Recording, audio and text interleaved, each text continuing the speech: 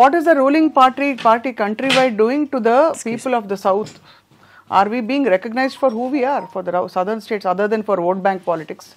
If you think that ఇప్పుడు ప్రస్తుతం ఉండే కేంద్రంలో అధికారంలో ఉండే ప్రధాన పార్టీ దక్షిణ భారతదేశం సాంబార్ మొహాలని అని ఒక ముద్ర పడ్డం కానీ మొదలుకుని is there not an identity crisis, and that has come from the undercurrent that it's Aryans versus the Dravidians, which is north versus the south. That is it not true? Which is no, it is ఇది ఉంది అనేది కరెక్టే. ఇప్పుడు ఇక్కడ ఎవరు Dravidian అని చెప్తే మరి ఎవరు ఒప్పుకుంటారు? అది కూడా నేను అడిగాను నా స్పీచ్లో. నేను హైదరాబాద్లో ఉన్నానండి, ఈ ద్రవిడియన్ మీరు ద్రవిడియనా అని అడిగితే ఏంటి నేను తెలుగుని అన్నారు. అదే కదా మరి తెలుగు ఐడెంటిటీ, తెలుగు ప్రైడ్, అది ఒక సెపరేట్ ఐడెంటిటీ. తెలుగు అనే ఒక భాషకి ఒక హిస్టరీ ఉంది, ఒక పెద్ద పవర్ఫుల్ హిస్టరీ ఉంది. ఎంతోమంది ఆ తెలుగు హిస్టరీలో మీరు హైదర్ అలీని కూడా ఇంక్లూడ్ చేయొచ్చు, కానీ దాన్ని మద్రాసి అని ఒక ఆల్ ఇన్క్లూసివ్ టర్మ్లో ఇంక్లూడ్ చేయడం తప్పు. ఇప్పుడు మీరు నార్త్ ఇండియాకి వెళ్తే మద్రాసి అంటారు. అవును, వాళ్ళకి అది వేరే రాష్ట్రాల గురించి అసలు ఆ ఉనికి తెలియదు, ఆ ఎగ్జిస్టెన్స్ తెలియదు. దానికి కారణం ఒకప్పుడు మెడ్రాస్ ప్రెసిడెన్సీగా ఉండేది. తర్వాత భాష ద్వారా ఉన్న ఆ పోరాటంలో పొట్టి శ్రీరాములు గారు ఇది ఫాస్ట్ అండ్ టు డెత్ అయ్యి దానివల్ల లింగ్విస్ట్గా విడివచ్చాయి. Andhra and Tamil Nadu where one place. Tirupati was everybody's meeting ground. అది అంతా ఉన్నాయి కాబట్టి మద్రాసి అంటున్నారు, దాంట్లో పెద్ద తప్పు లేదు.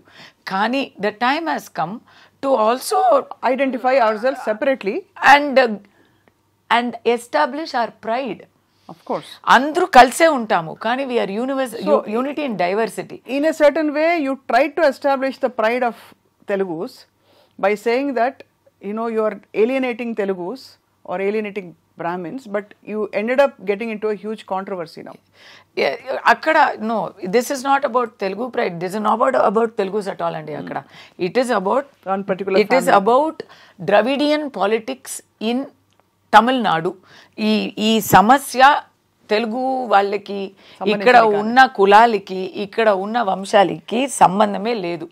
అక్కడ ఇప్పుడు అక్కడ కూడా దీని మీద పంతం తీసుకునే వాళ్ళు, పంతం పెట్టుకునే వాళ్ళు ఎవరంటే రెడ్డి సమాజం అయితా, నాయుడు సమూహం అయితా అక్కడ ఉన్నారు. There are lakhs and lakhs of Telugu people there. వాళ్ళు కొంతమంది దీన్ని ఇష్యూ చేశారు. How are you going to convince them, కస్తూరి గారు? ఇప్పుడు మీ విషయం నిజంగా సుస్పష్టంగా మాకు అర్థమైంది కాదండి, మీకు అర్థమైందండి. ఎందుకంటే మీకు తెలీదు కాబట్టి నేను ఎక్స్ప్లెయిన్ చేశాను కాబట్టి మీరు అర్థం చేసుకున్నారు.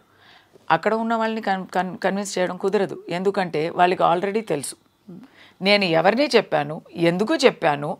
అప్పుడు ఎవరు ఒక్క కూటం వచ్చింది అంటే తెలుగు వాళ్ళు ఎప్పుడు నుంచో ఉన్నారండి. అక్కడ అధికారం చేసే వాళ్ళు ఎప్పుడు నుంచో ఉన్నారు. 21st సెంచరీలో ఇప్పుడు ఐటీ జాబ్స్ కోసం వచ్చే వాళ్ళు ఉన్నారు. వాళ్ళందరినీ చెప్పలేదు కదా, ఒక్క టైం లైన్లో ఒక్క గ్రూప్ని మాత్రం చెప్తున్నాను స్పెసిఫిక్గా అంటే వాళ్ళకి ఆల్రెడీ అర్థం అయి ఉంటుంది. కానీ కావాలని చేస్తారంటారా? Yes, because their political affiliation is that. They are affiliated to. All are not doing. All are supporting. But the people who are making the biggest issue, their political affiliation is. But you think you will find a way out of this? First time నాకు కూడా ఇలాంటి ఒక పెద్ద దెబ్బ తగిలింది. But గతంలో కూడా కస్తూరి గారు నాకు ఇంకో దెబ్బ ఏంటంటే తమిళనాడు పాలిటిక్స్ నేను చూసుకుంటానండి. అక్కడ నా గురించి తెలుసు, అక్కడ నాకు చాలా సపోర్ట్ ఉంది from Telugu strata of society. ఎప్పుడు గొడవ పెట్టేవారు, పంతం పెంచుకునేవారు కొంతమంది ఉంటారు. They will have agenda. ఏ ఒక అసోసియేషన్ అయినా, అది తెలుగు అని చెప్పలేదు, ఏ ఒక అసోసియేషన్ అయినా ఒక 10 మంది ఉన్నారంటే వాళ్ళకి ఒక అజెండా ఉంటుంది. ఇప్పుడు నేను వాళ్ళకి ఒక సందర్భం ఇచ్చేసాను. నేను కూడా తప్పు ఒప్పుకోవాలి కదా. నేను మీరు చెప్పినట్టు చాలా వేగా చెప్పి ఉంటే ప్రాబ్లం వచ్చేది కాదు. ఇక్కడ అవసరం లేని ఒక పదం తెలుగు అని చెప్పి నేను తప్పు చేశాను, అది నేను ఒప్పుకుంటున్నాను. కానీ the bigger agenda now is it's not అక్కడ తమిళనాడులో మాత్రం ఇది ఉంటే ఇక్కడ వరకు ఇది వచ్చేది కూడా కాదు. ఇక్కడ ఎందుకు ఇక్కడ పబ్లిసిటీ అయింది, ఎందుకు సోషల్ మీడియాలో వాళ్ళు అందరినీ ట్యాగ్ చేసి ఇక్కడ వరకు తీసుకొచ్చారు అంటే దానికి కారణం అక్కడ నన్ను కొడితే నాకు నొచ్చదు, అక్కడ నన్ను కొడితే నాకు నొచ్చదు, ఇక్కడ కొడితే నాకు నచ్చుతుంది. నా బ్రతుకు ఇక్కడ, నా జీతం ఇక్కడ, నా పని ఇక్కడ, నా everything is here for me now. So ఇక్కడ కొడితే దట్ ఈస్ నా నోరుని మొయ్యాలంటే నా కడుపులో దెబ్బ కొట్టాలి. అంత అంత అంత ప్రొలాంగ్డ్గా దీని ఎఫెక్ట్ ఉంటుందంటారా? మీ కడుపు కొట్టే అంత రిపర్కషన్స్ వస్తాయంటారా? నా నిజం చెప్పనా, నేను భయపడిపోయాను స్వప్న గారు. నాకు 2 విషయాలు చాలా భయపడిపోయాను. ఇప్పుడు ఓకే, కెరియర్లో ఏదో ఒక డ్యామేజ్ అయింది, పేరు డ్యామేజ్ అయింది అనేది కెరియర్లో కూడా అది సెకండరీ అండి, అది రెండోది అది. ఎందుకంటే మాకేం కావాలి చెప్పండి, అంత పెద్ద I will go back, USA వెళ్ళిపోతా, ఏదో ఒక ఆప్షన్ ఉంటుంది అనుకోండి. కానీ నాకు చాలా దగ్గర పోయారు అందరూ. నేను ఇక్కడ వర్క్ చేశాను, ఇక్కడ పాలిటిక్స్లో కూడా వర్క్ చేశాను, తెలంగాణలో I have political work here. నన్ను ఇక్కడ ఎవరు విడిగా చూడలేదు, నన్ను ఇక్కడ ఎవరు విడిచేసి చూడలేదు. ఇక్కడ నా పేరు ఇక్కడ డ్యామేజ్ అయింది, నా గురించి ఇక్కడ అపార్థం చేసుకున్నారు అనే ఆ థాట్లో నాకు డిప్రెషన్ వచ్చింది నాకు. అయ్యో, బికాస్ ఎలా చెప్పాలి, ఏదో ఒక భరణ కోల్పోతుందో అన్నట్టు ఒక ఫీలింగ్, ప్రాణం పోతే ఒక నొప్పి వస్తుంది కదా. డ్రామా కోసం చెప్పలేదు నేను, అలాంటి ఒక నొప్పి. ఎందుకంటే ఇది నా లోకం, దిస్ ఇస్ మై వరల్డ్. అది నేను ఏదో డ్రామా కోసమో సరెండర్ కోసమో నేను చెప్పలేదు. This is my chosen world. నేను ఎక్కడైనా ఉండొచ్చు కదా, I can be in Chennai, I can be in USA. ఎందుకు ఇక్కడే ఉన్నాను?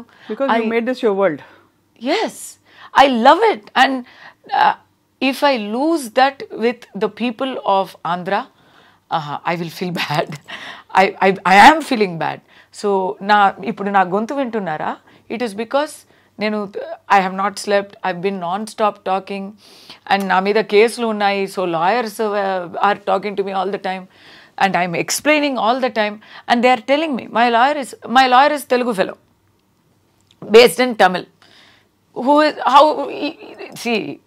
My family is also, my Mettilu is Telugu.